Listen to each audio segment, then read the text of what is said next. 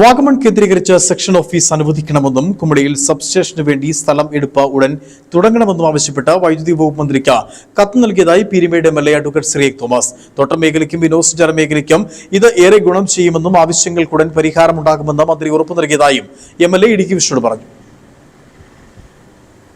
ഈ പീരുമേട് മേഖലയിൽ വൈദ്യുത മേഖലയിൽ ഇന്ന് അനുഭവിക്കുന്ന പ്രശ്നങ്ങളെക്കുറിച്ച് ചർച്ച ചെയ്യാൻ എനിക്ക് അവസരം ലഭിച്ചു.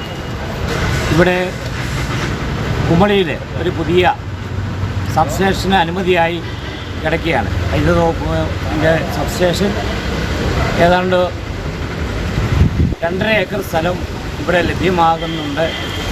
അത് വേഗത്തിൽ ലഭ്യമാക്കുന്നതിന് വേണ്ടിയുള്ള നടപടികൾ ഉണ്ടാകണമെന്ന് ഞാൻ അവിടെ ആവശ്യപ്പെട്ടിട്ടുണ്ട്.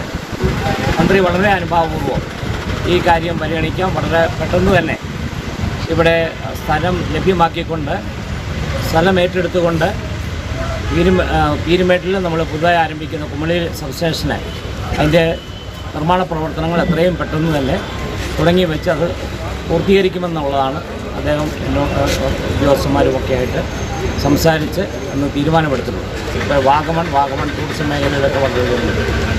അവിടെ ഒരു സെക്ഷൻ ഓഫീസ് ആരംഭിക്കുന്നതിന് വേണ്ടിയുള്ള നടപടികളും ആരംഭിച്ചിട്ടുണ്ട്.